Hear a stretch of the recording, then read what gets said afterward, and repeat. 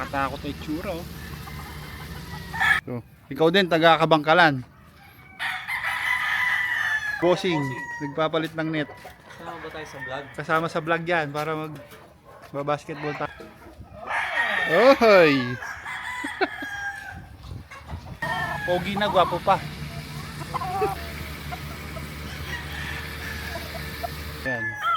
Ang daming nagchat-chat sa atin, no? Nagme-message na boss, gusto nating pumasok sa pasok daw sila dito sa atin, handler, mga nagpapakain. Kaso yung pong nawalan tayo, Ariel. Anong tawag nila sa'yo?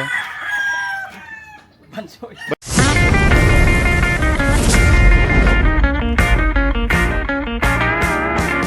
Yun, magandang hapon mga kabakas. Andito tayo ulit sa farm. Yan. Galing tayo ng Qatar, kakabalik lang natin. Dito tayo sa farm. Ito. Pakita natin. Bakas-bakas, Oroncio Brothers Game Farm. Sobrang init pa rin kahit nag-uulan-ulan na. Ito, kapag meron tayong bagong pinagkakaabalahan dito, ang nauusong pickleball. Kaso puno ng kotse. Yan. Kada hapon naglalaro tayo. Ito. Merong net nilalagay sa gitna. Kaso puno ng kotse. Mamaya mga kotse ayusin, tapos pwede na maglaro. Ito rin, kalat-kalat pa yung mga bola oh. Yun, ikot tayo. Medyo natanggal na yung araw eh.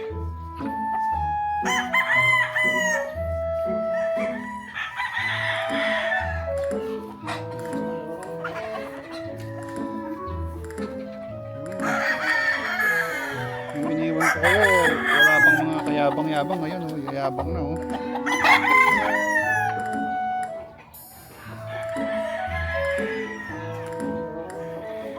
Ikot tayo dito.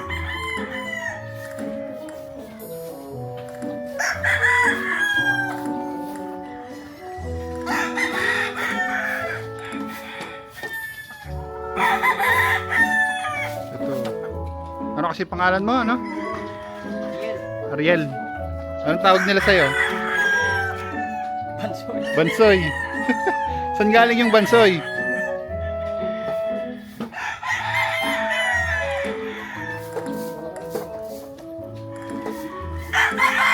Ito. Kung mapapanood nyo yung vlog natin noon eh, nawalan tayo ng mga tao yung tumakas. Sila na yung kapalit ngayon.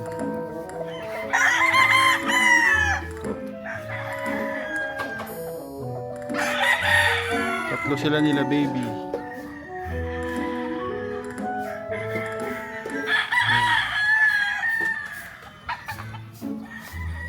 Mga masasarap na mga kinakain yan, mga stag. Dahil meron tayong exam sa August, marami yata sa August, mga early bird.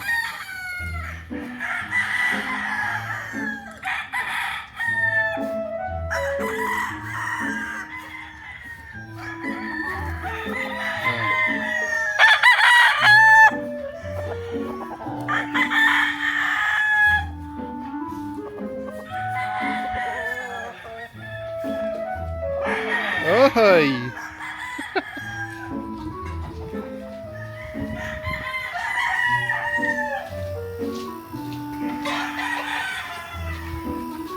Ikot muna tayo.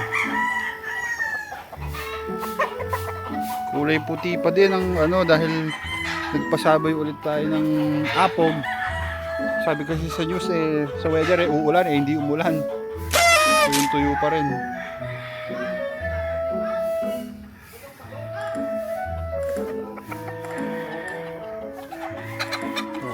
Palugunin na iba nandito.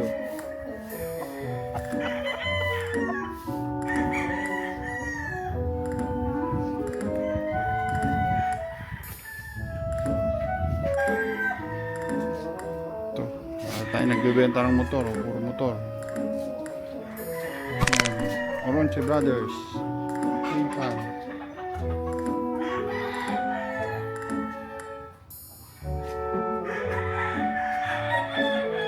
Dahil pag nagpapalit kami ng motor, napupunta na sa mga kasamahan dito. Sila na ang gumagamit. Kaya naipon.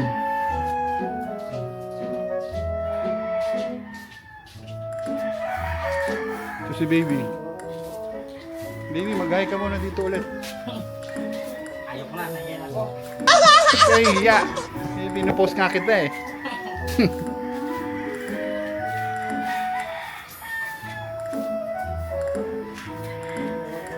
Si baby ang matagal na dito. Malapit na mag-2 taon.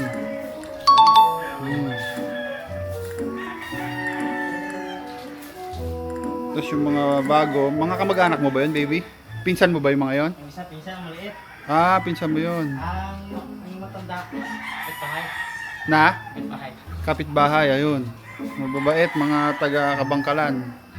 Isang pinsan, isang kapitbahay.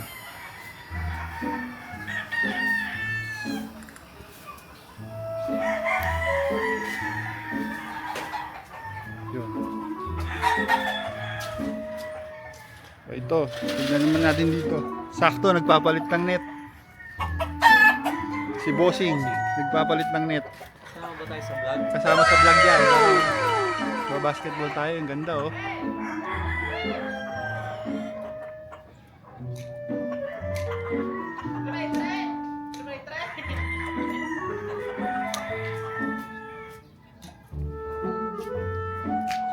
Kasama si Bansoy, si Ariel.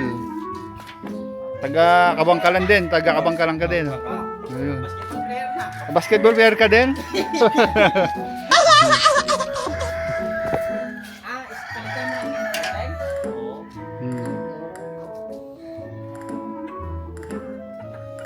Pag naglalaro kami, sila ang kalaro namin. Itong magilas na taga Kabangkalan, si Baby. Gilas Pilipinas. Kaya dapat na ito ba no? Maliit yung bola eh, Junior. Pero pwede na yan. Kaso kada shoot mo, pasok. Kaya nga.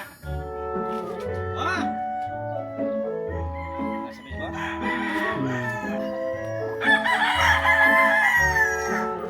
Yan. Nandito pa tayo sa farm. Sobrang init. Pag ganitong kahit alas 5 na, sobrang init.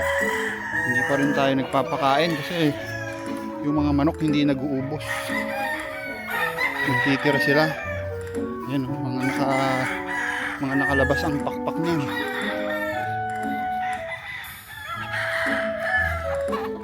Tapos maririnig, makikita mo.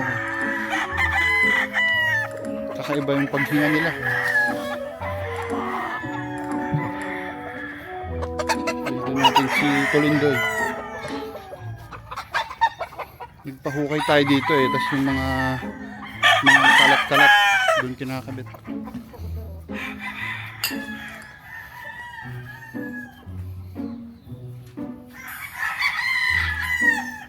So, ikaw din taga Kabangkalan.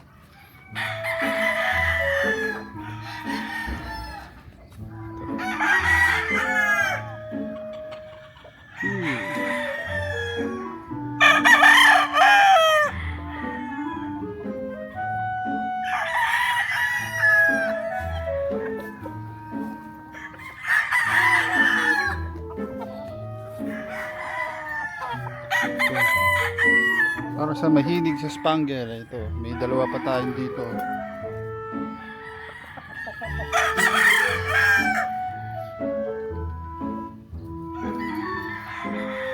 Spangle. Spangle.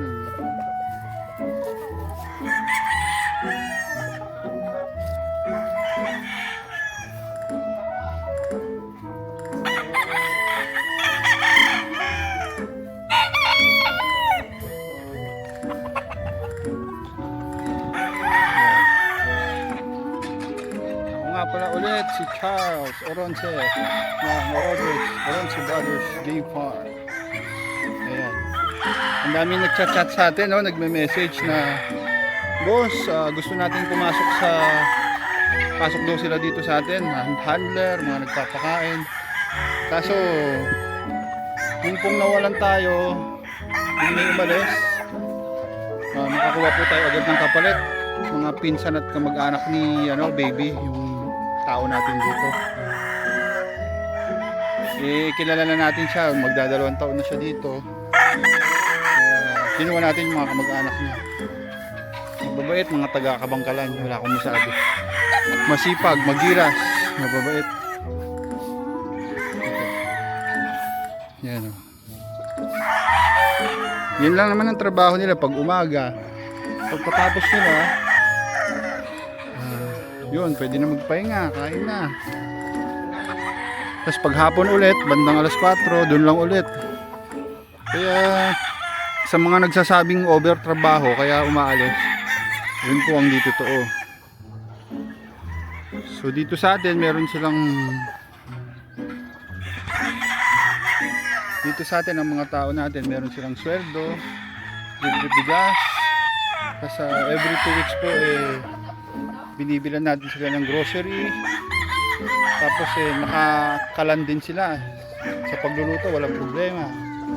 Sa tubig, pinapadeliveran natin ng mineral, may wifi, kuryente, may kanya-kanya silang kwarto. Oh. Wala na, isipin na lang nila kung saan nila gagastusin ang pera nila. Diba? Ano pa yan, pag may sobra-sobra, syempre inaabutan din natin sila. Kunwari may nasusold tayo na mga nokis, ganun.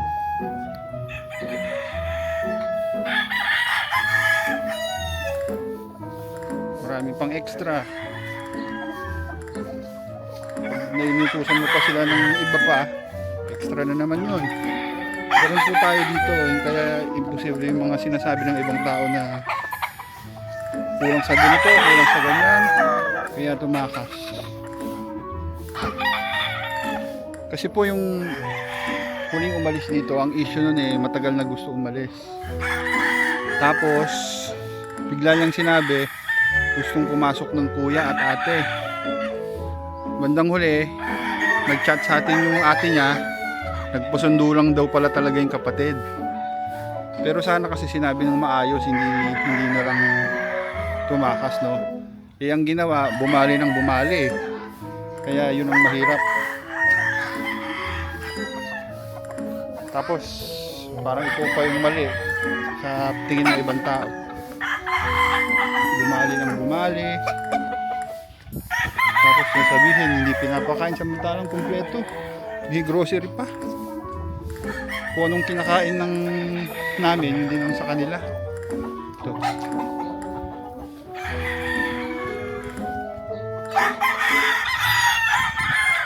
Asa na si Basti? Magtanggal na ng kotse.